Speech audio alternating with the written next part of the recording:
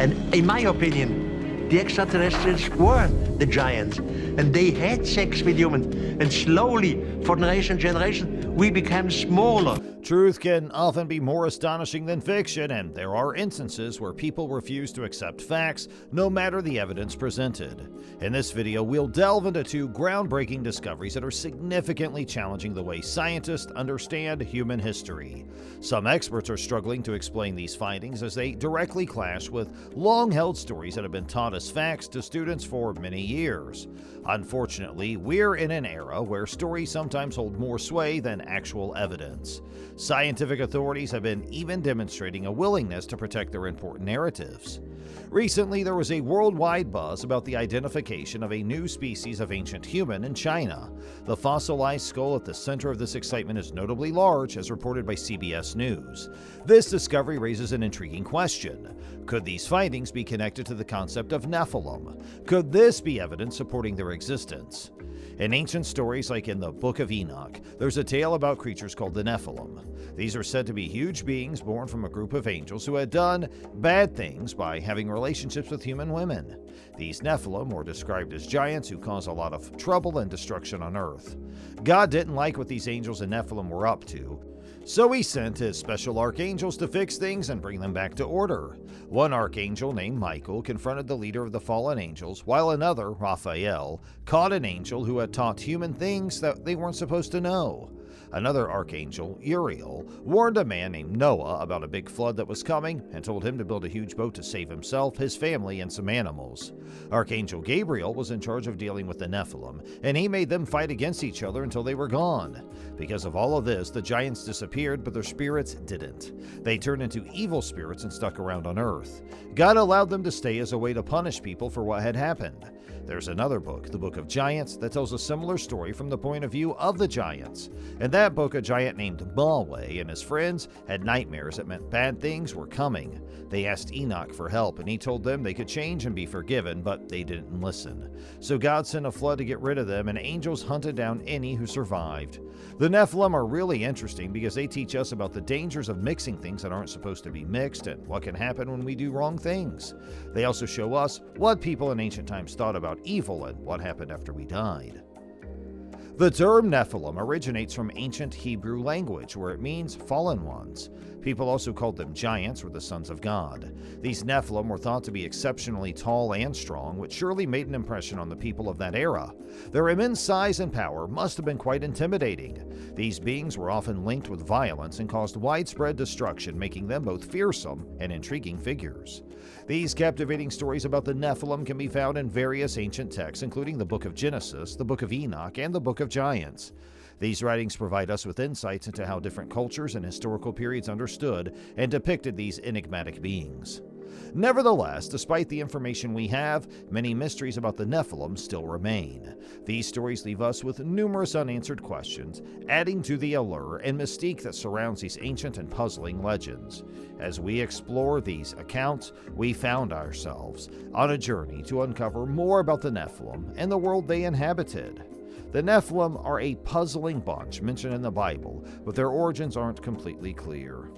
Some folks think they were born from a mix of angels and human mothers, while others believe they were just a group of really large people. According to the Bible, a big flood wiped out the Nephilim, but there's a part of the book of Numbers that hints they might have come back, this time in a place called Canaan. This has sparked curiosity about how the Nephilim could have survived the flood. One theory suggests that more angels who had made bad choices came down to Earth and had more offspring with human mothers. And this might explain why the Book of Numbers talks about the Nephilim after the flood should have erased them.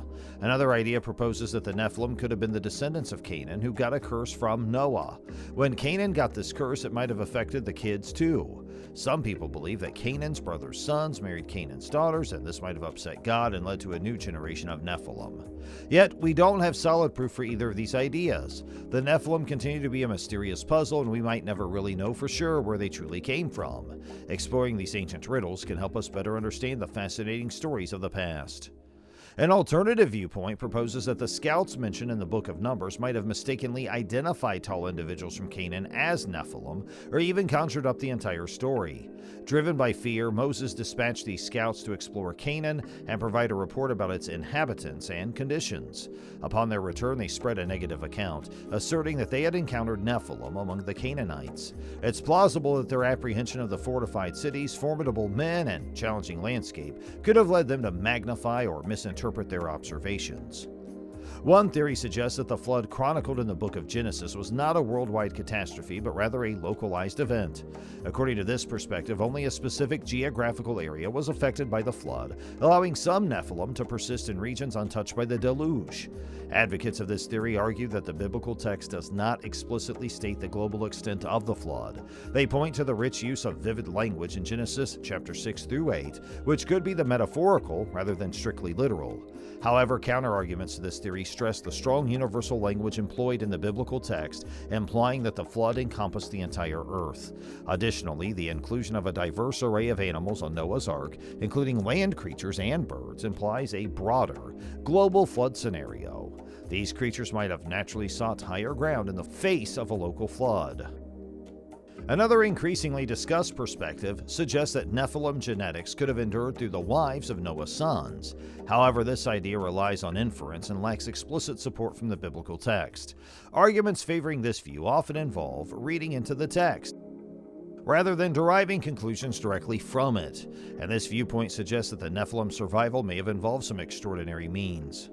Some scholars firmly dismiss the idea of Nephilim surviving the flood, emphasizing the flood's duration for around a year.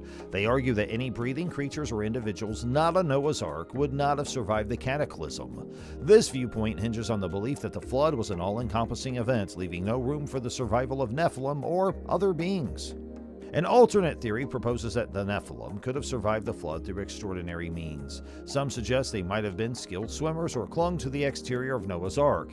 However, this theory faces a challenge from the biblical narrative, which explicitly states that all flesh perished during the flood, except for those within the ark, and this casts doubt on the feasibility of such survival tactics. Another intriguing hypothesis suggests that the Nephilim sought refuge underground during the flood and re-emerged once the waters receded. However, this theory lacks substantial support from the biblical text and remains speculative. While it cannot be definitively disproven, the absence of concrete evidence leaves it in the realm of uncertainty. A compelling and widely debated theory introduces the possibility of a second wave of fallen angelic beings coming to earth after the flood, and this idea draws from the passages in 2 Peter chapter 2 verse 4 and Jude chapter 6, which speak of angels sinning and facing consequences. According to this theory, these angels produce more Nephilim offspring such as the Anakim, Zamzumim, and Raphaim. These Nephilim descendants later pose as adversaries to figures like Moses and Joshua during their journey to the Promised Land. So what do you think about the survival of Nephilim during Noah's flood? Let us know your thoughts in the comments below, and please remember to subscribe to our channel for more videos like this. Thanks for watching.